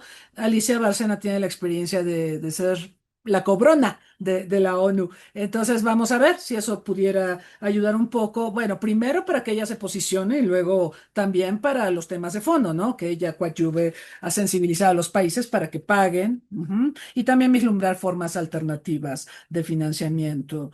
¿En qué se diferencia la crisis de los años 60 de la actual? La ONU entró en quiebra en los años 60 porque en ese momento no existía un presupuesto separado para operaciones de mantenimiento de la paz y el presupuesto base. La operación militar de alto poder de combate que se desarrolló en el contexto de la independencia del Congo belga llevó a la ruina financiera de Naciones Unidas y fue esa ruina financiera la que determinó que se crearan dos presupuestos: el presupuesto base de Naciones Unidas y el presupuesto de las operaciones de mantenimiento de la paz. ¿En qué se diferencia eso de la crisis actual? En que no hay dinero para nada. No hay dinero ni para el presupuesto base de Naciones Unidas, ni tampoco para operaciones de mantenimiento de la paz, y prácticamente está en números rojos y, como decíamos, en cuidados paliativos. Preguntan esto de si el presupuesto militar en auge, ya ven que Estados Unidos propuso $1 trillón para su presupuesto militar para el siguiente año fiscal. ¿Va a pegarle esto al financiamiento de la ONU? Por supuesto, por supuesto. Y un ejemplo de esto es que la Unión Europea está canalizando más recursos a lo militar que a la propia integración europea e incluso los recursos de apoyo a Ucrania, ¿no? Entonces lo militar sí se está comiendo muchos fondos que son urgentes y necesarios para una multiplicidad de temas que no son militares, entre ellos asistencia al desarrollo, entre ellos gestión de la salud, gestión del comercio internacional y otros tantos que se han mencionado aquí en la mesa. Por mi parte sería todo. Muchas gracias. Muchas gracias, doctora. Escucharemos ahora a la doctora Citlali, por favor. Sí, muchas gracias. Bien, gracias por las preguntas y comentarios. Sobre las ONGs, que si pueden ser fuentes de financiamiento de la ONU o solo van a pedir dinero, pues bueno, aquí la invitación es a que no metan a las ONGs en una misma bolsa. O sea, hay ONGs de países desarrollados, de donantes tradicionales, y ONGs de países en desarrollo de renta media, etcétera. O sea, hay una multiplicidad de ONGs. Entonces, no todas tienen esa misma capacidad. Que si podrían contribuir a Naciones Unidas, yo lo veo complicado. Se han hecho, a través de los años se han hecho un espacio, han abierto espacios, foros de diálogo en Naciones Unidas, esa representatividad. Vamos, no está peleado con el hecho de que puedan contribuir, pero normalmente las ONGs solicitan dinero de diferentes fuentes y tienen una alta dependencia de la ayuda y de la cooperación. Entonces, es complicado que se pudieran convertirse en contribuyentes. Mm, Ahora, el sur global pues, da y recibe, sí. Justamente, o sea, me levanté un momento porque estaba buscando un libro que no encontré, y bueno, uno que editamos el doctor Jorge Pérez Pineda y yo en 2009, y que se llamó México y los países de renta media en la cooperación internacional para el desarrollo, ¿hacia dónde vamos? Y ahí, perdón que me haga el autocomercial, pero ahí justamente tenemos 2 o 3 capítulos, además que hay otros autores que hablan de ello, pero justamente debatimos y le rascamos en esta cuestión de, bueno, estos países pueden y deben seguir recibiendo cooperación o ya no. Eh, yo mucho tiempo le decía a mi mismo colega, a Jorge, es que sí deben seguir recibiendo, y él, como buen economista, decía, es que no, ya no. Entonces, bueno, eran unas discusiones padrísimas. Y al final, pues yo como cooperante, interesada en todos estos temas, mi optimismo pues se venía abajo. El chiste es el cómo, ¿sí? Entonces los invito a que lean ese libro, aunque ya es un poquito viejito, la discusión sigue siendo vigente. Deben seguir, sí, porque es parte de sus relaciones internacionales, es parte de la política exterior, y lo interesante es en el cómo y en dónde, porque pues hay áreas no tradicionales en donde se van fortaleciendo capacidades individuales, capacidades institucionales, fortalecimiento institucional y una serie de evolución de casos, ¿no? Entonces la respuesta, yo sigo defendiendo, sí deben seguir recibiendo, pero de una manera responsable y compartida. Preguntaban, ¿hay mecanismos alternativos, hay mecanismos regionales en América Latina? Pues hay varios, pero no hay uno regional, ¿no? De toda América Latina. Destacaría la Alianza del Pacífico, que pues se ha consolidado con el paso del tiempo como un foro no solo de cooperación, o sea, de varias, de concertación política, de diálogo, de comercio, de movilidad académica, de cooperación en diferentes ámbitos, ¿no? De atención al cambio climático y al medio ambiente. Entonces, es un ejemplo muy, muy interesante y que da para mucho, sobre todo por la horizontalidad y el compromiso financiero, político, institucional de los países que lo integran, más allá de las instituciones políticas que se den entre los presidentes, ¿no? De los países en diferentes momentos. El proyecto Mesoamérica también ha sido un ejemplo de cooperación regional importante eh, desde 2008, si no me equivoco, y pues que evolucionó muy, muy positivamente con su eje social, con su eje económico y con el desarrollo de infraestructura, de cooperación técnica y de inclusión de diferentes actores de diferente naturaleza. Y bueno, Mercosur pues ha sido uno de los clásicos, aunque pues con pérdida de relevancia, pero con una vida muy práctica, sobre todo para sus ciudadanos. Y no dejar de mencionar, aunque no es no dejar de mencionar a CEPAL como la Agencia de Naciones Unidas que está detrás de toda la integración, la cooperación, el acompañamiento político, técnico y financiero de eh, América Latina, de todos los países, tanto en lo bilateral como en iniciativas regionales, ¿no? Entonces, pues eso. Y no dejar de poner atención en la medición de la cooperación, en la falta de sostenibilidad de los países de renta media y en mecanismos, bueno, figuras administrativas como es la Global Public Investment que ya mencioné hace rato y el TOSD, que es el Total Official Support for Sustainable Development de la OCDE, que también mide un abanico grande de formas financieras de financiación del desarrollo. Gracias. Muchas Este, gracias. Doctor Abdiel, por favor, adelante. sí, muchas gracias. Sí fue una pregunta muy concreta y me permitirá dar mi opinión también en otras cuestiones de las que ya se ha hablado, solamente como dicen los grandes profesores, ¿no? La mejor lectura es la que completa.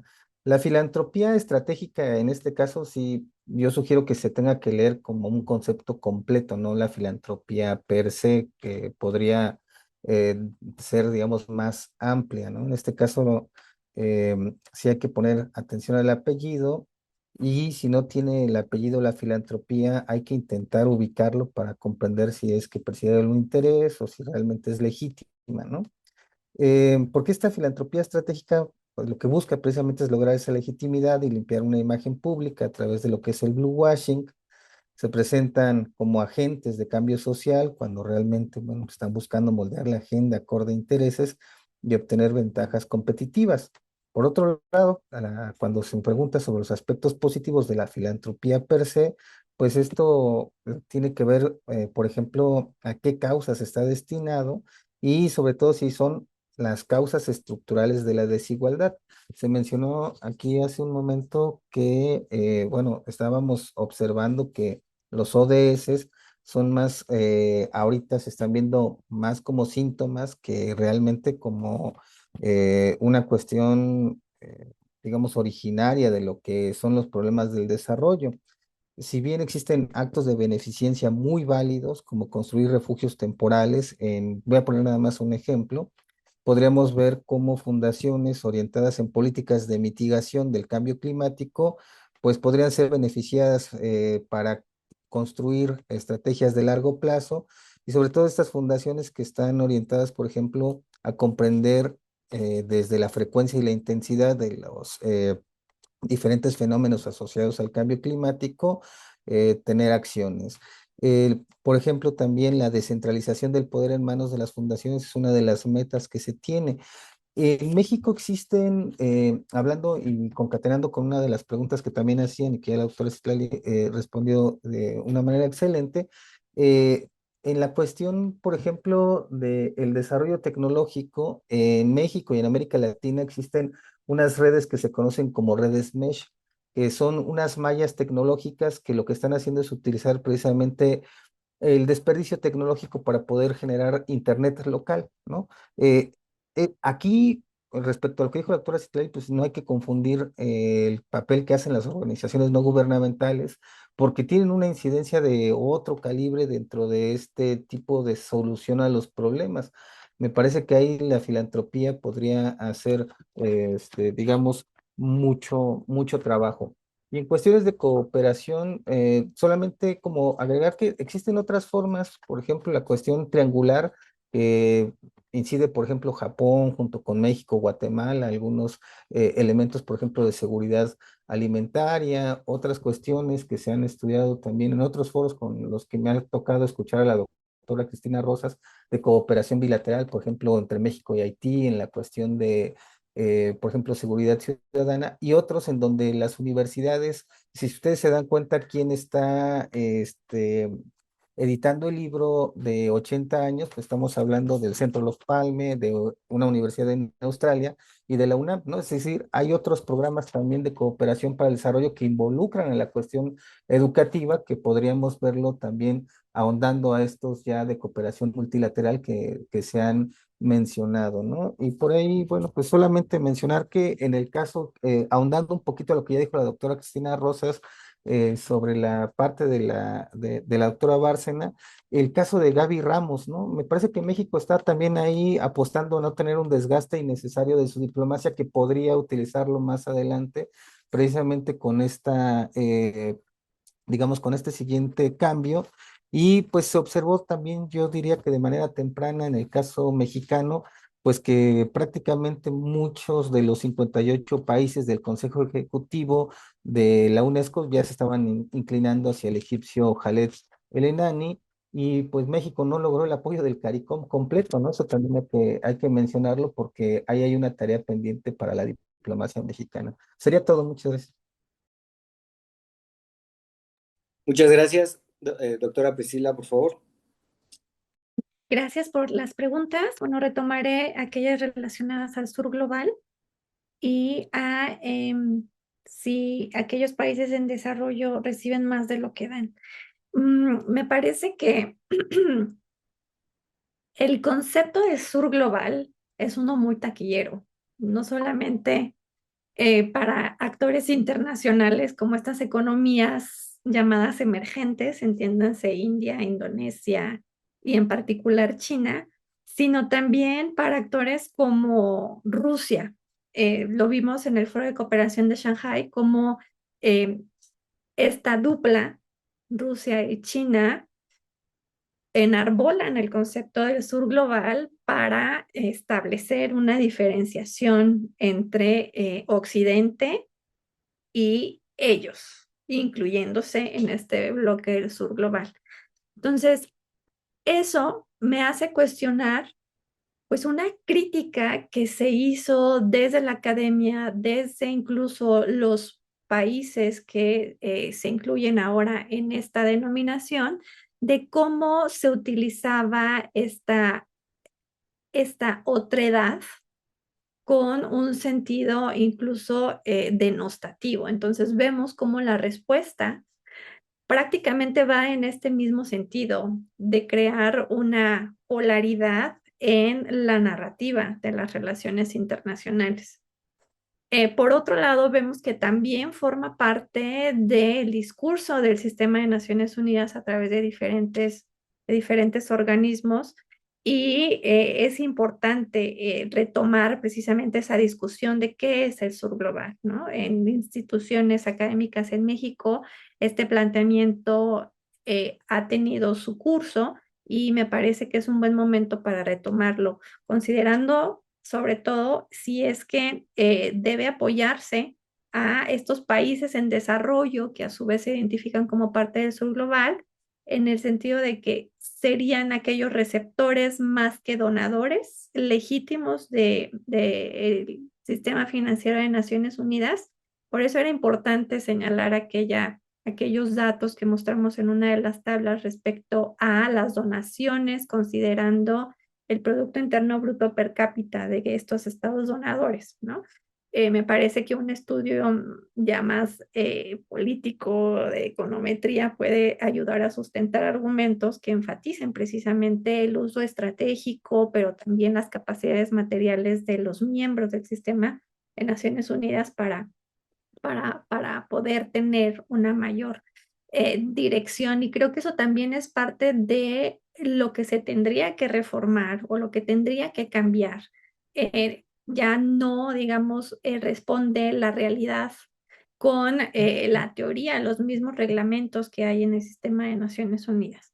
En el sentido de la multipolaridad y que una de las aseveraciones que se hacía en un comentario, una pregunta de que Estados Unidos, perdón, China, no apoya a instituciones que ayudaron a Estados Unidos a posicionarse como hegemón. Yo retomaría este planteamiento desde la esencia misma del sistema de Naciones Unidas y de su creación y de cómo se ha transformado a lo largo de la segunda mitad del siglo XX con precisamente toda la reestructuración de lo que entendíamos como polos de poder en su momento, ¿no? Yo hablaba de un sistema multiflex porque nos ayuda a analizar cómo diferentes sistemas de gobernanza interactúan entre ellos. Y me refiero específicamente al sistema de Naciones Unidas, pero también a este sistema de instituciones que ha sido instituido gracias a el liderazgo que ha tenido China. Me refiero a la iniciativa de la Franja y una Ruta, me refiero a los BRICS y a los BRICS más los nuevos miembros y cómo la presencia misma de Antonio Guterres en el Foro de Cooperación de Shanghái con las posturas que han sido expuestas aquí, nos muestran cómo diferentes sistemas de gobernanza están interactuando e incluso se legitiman en pro de avalar valores que consideran universales como el multilateralismo y la paz. Y en el caso de China, la paz ligado al desarrollo. Entonces, me parece que debemos explorar diferentes enfoques para poder estudiar pues la evolución que está teniendo la multipolaridad, pero también la dinámica de interacción de estos diferentes sistemas de gobernanza en un orden más que multipolar, yo diría multiplex. Gracias. Muchas gracias. Muy bien, pues con esto concluimos esta sesión del seminario. A nombre del Centro Olof Palme, muchas gracias a los expositores, Cristina, Citlali, Abdiel y Priscila, a los asistentes a este seminario. Les recuerdo que el seminario 80 años de la ONU, ¿qué debe cambiar?, continúa la siguiente semana, 12 de septiembre, con una sesión sobre la ONU ante los conflictos internacionales. Les recuerdo también una atenta invitación a seguirnos a través de redes sociales, Centro Olof Palme en Facebook, X e Instagram. Y una vez más, reiterar la invitación a afiliarse al Centro Olof Palme para ser parte de estas actividades y recibir en consecuencia algunos beneficios como la participación en los eventos, obras de la ya amplia biblioteca con el sello del Centro Olof Palme. Muchas gracias a los ponentes una vez más y hasta pronto.